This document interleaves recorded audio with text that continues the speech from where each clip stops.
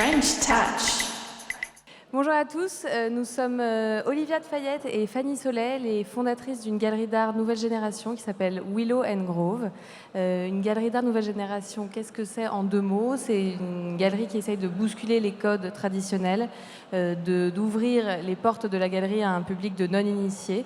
On représente plus de 50 artistes avec des œuvres entre 100 et 5000 euros, des œuvres ou uniques ou en toutes petites éditions. Et notre but est vraiment de faire sauter le pas au plus grand nombre de la galerie d'art et de l'achat d'art. Donc voilà pour la présentation rapide. Aujourd'hui, on va vous parler d'un tout autre sujet qui est celui du pouvoir de l'art et en particulier du pouvoir très spécifique et intrinsèque de certaines œuvres d'art qui arrivent à créer une connexion extrêmement puissante avec un spectateur, un individu. C'est un phénomène qui nous passionne et dont on voulait vous parler aujourd'hui. Et pour commencer, je voulais vous parler d'une œuvre que vous connaissez tous sûrement, que vous avez probablement déjà vue, et qui est la Joconde. Et en fait, cette œuvre, la première fois que je l'ai vue, ainsi que toutes les fois suivantes, eh bien, j'ai ressenti un grand vide. Donc absolument aucune émotion. Certes, une certaine appréciation de la qualité de l'œuvre, évidemment. J'ai un faible pour la Renaissance, je suis un petit peu fascinée par Léonard de Vinci. Donc tout ce qui entourait l'œuvre, j'ai conscience que c'est très important, mais en termes d'émotion pure, le calme plat. À l'inverse, avec une autre œuvre aussi de la Renaissance, qui pour le coup traite d'un sujet qui a priori m'est beaucoup moins familier, en tout cas que j'apprécie, auquel je suis moins sensible, qui est un sujet religieux, d'un artiste que je connais aussi beaucoup moins bien, et d'une œuvre que je ne connaissais pas avant de la découvrir. J'ai eu un choc esthétique extrêmement puissant. Il s'agit d'une fresque de Giotto qui se trouve à la basilique Saint-François d'Assise. Et là, un éblouissement total, un choc presque physique, vraiment une émotion dont je pense je me souviendrai de ma vie entière. Et ces émotions-là extrêmement fortes, au cours de l'histoire, elles ont parfois complètement débordé le spectateur. Et c'est arrivé avec des œuvres que vous connaissez aussi certainement tous, par exemple la Ronde de nuit de Rembrandt, la Pietà de Michel-Ange qui se trouve à Saint-Pierre de Rome, ou même des tableaux beaucoup plus abstraits, ou carrément complètement abstraits, comme des œuvres de Barnett Newman, qui ont en fait déclenché des émotions si vives dans l'individu et le spectateur qu'ils en sont carrément venus à attaquer physiquement ces toiles. Elles ont été parfois attaquées plusieurs fois au cours de leur histoire, donc elles ont déclenché à répétition ces émotions extrêmement violentes, et donc elles ont été parfois attaquées au couteau, à coups de pierre, à la machette même, donc voilà, quelque chose d'assez violent et puissant. Et puis vous connaissez sans doute aussi le syndrome de Stendhal, donc qui est une forme de violence qui à ce moment-là se retourne un peu contre le spectateur, qui est complètement dépassé par la beauté de ce qu'il regarde, fait une sorte de malaise existentiel. Et à Florence, comme le syndrome de Stendhal, se trouve aussi le David de Michel-Ange, qui lui provoque une émotion extrêmement vive, notamment par sa monumentalité, mais aussi, visiblement, a la capacité de déclencher un débordement de libido, une espèce de charge érotique qui dépasse complètement le spectateur et donc carrément de provoquer une syncope. Je vous passe le levier. Sans aller jusqu'à la syncope, on peut aussi recevoir ce pouvoir des œuvres beaucoup plus simplement, ou en tout cas au quotidien. Parce que quand on écoute Fanny, on pourrait se dire, c'est normal, ces pouvoirs, ce sont des chefs-d'œuvre qui sont chargés d'histoire, chargés de... qui sont marqués par toute notre culture occidentale, etc. Donc on pourrait dire, oui, c'est peut-être un symbole politique qu'on attaque, etc. Et cette puissance, elle dépasse peut-être l'œuvre intrinsèque. Mais nous, on a justement cette contre-exemple, et on l'a vécu, et c'est pour ça qu'on vous l'a apporté. C'est Tendre la nuit de Patricia Zisnis. Pour vous raconter la petite histoire, on l'a présentée en 2017 au vernissage de notre première exposition.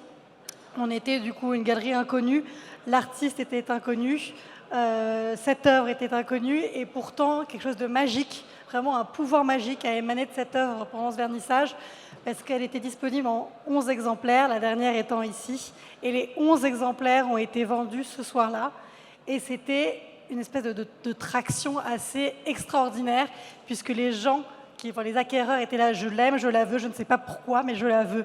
Donc c'est assez extraordinaire de ne pas pouvoir expliquer le pouvoir magique que certaines œuvres arrivent à retranscrire. Et ce qui est fou, c'est qu'aujourd'hui, 6 ans après la création de la galerie et la présentation de cette œuvre, on représente désormais 50 artistes, on vend 1500 œuvres par an, on a plus de 2000 œuvres disponibles et pourtant, de manière récurrente, on nous parle de Tendre et la nuit. Les gens viennent nous voir, les gens nous appellent, les gens nous écrivent en disant « Je veux Tendre et la nuit, est-ce que je peux acheter Tendre et la nuit? Est-ce que vous avez un exemplaire de Tendre et la nuit? Je rêve de Tendre et la nuit, je veux Tendre et la nuit. » Donc c'est assez incroyable et surtout inexpliqué, puisque, encore une fois, elle n'a pas de code, cette artiste, cette œuvre. Personne ne la connaît, il n'y a pas de collectionneur extraordinaire qui l'a achetée, elle n'a jamais passé par un musée. Donc là, on peut vraiment se poser la question du côté vraiment pur du pouvoir, parce que le spectateur, l'acquéreur, il n'est conditionné par rien. Et c'est ça qui est assez extraordinaire. Et c'est ça qu'on encourage, nous, tous les jours à la galerie, notamment parce que nos artistes sont émergents et peu connus, mais c'est de réussir à encourager le spectateur et les futurs acquéreurs à se poser la question de leur émotion. Et c'est vrai que c'est très difficile de dire pourquoi on aime. Enfin, c'est quasi impossible. Donc j'ai essayé de me prêter à l'exercice parce que Fanny et moi, on adore cette œuvre et comme beaucoup d'autres, comme je vous l'ai dit.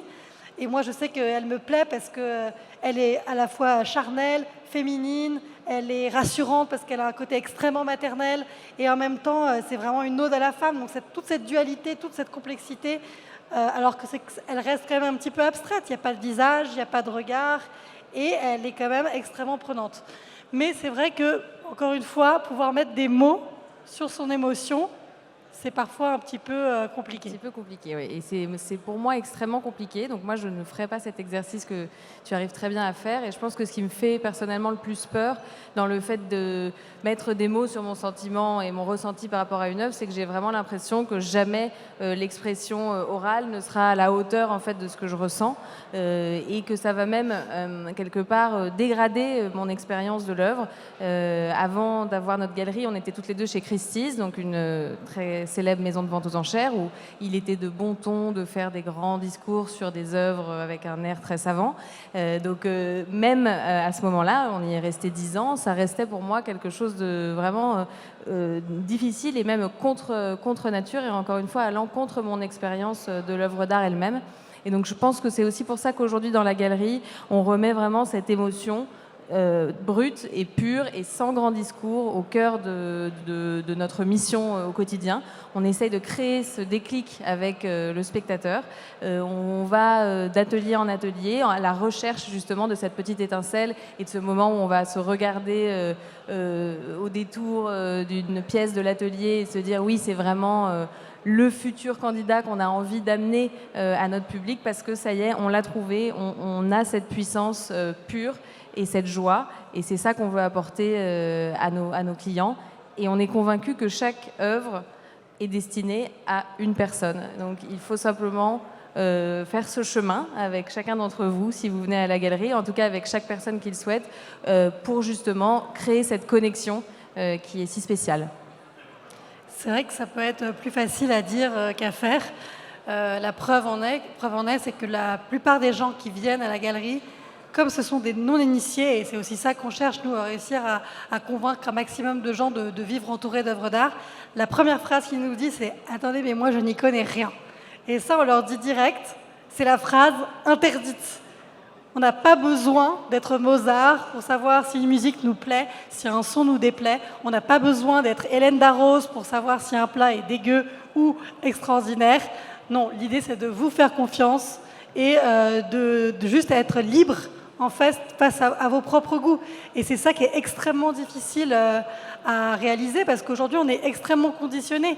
Par exemple, pour les œuvres d'art, vous allez lire un article dans un magazine extraordinaire qui va vous dire du grand bien d'une exposition ou d'un artiste. Vous avez un ami qui est sûrement beaucoup plus érudit que vous qui va vous dire pourquoi un artiste est formidable et pourquoi il faut l'aimer. Mais non, en fait, il faut réussir à s'affranchir de tout ça, puisque la connexion, comme on dit, la connexion, elle est extrêmement personnelle, elle est intime. Et c'est ça qu'il faut trouver, parce que c'est ça qui va vous définir et c'est ça qui va... Enfin, vous êtes ce que vous allez aimer. Donc c'est presque identitaire finalement et non pas statutaire. Et c'est ça qui est extrêmement important. Et d'ailleurs, on vous invite au hasard à aller à Pompidou. Mais en ce moment, il y a une exposition extraordinaire avec plus de 1000 dessins de Picasso. Et pourquoi autant de dessins? On peut se poser la question, parce que 30, 40, 50, c'est déjà pas mal pour une expo. Mais justement, peut-être que c'est ça aussi la visée de cette expo, c'est en vous présentant 1000 œuvres, et ben, il y en a forcément une ou deux qui vous permettra d'avoir cette connexion. Et ce sera à vous de choisir laquelle vous plaît vraiment. Et voilà. Mais donc faites-vous confiance, c'est juste le message qu'on veut vous dire aujourd'hui. Et comme on dit chez Willow & Grove, chacun son mauvais goût. Merci beaucoup.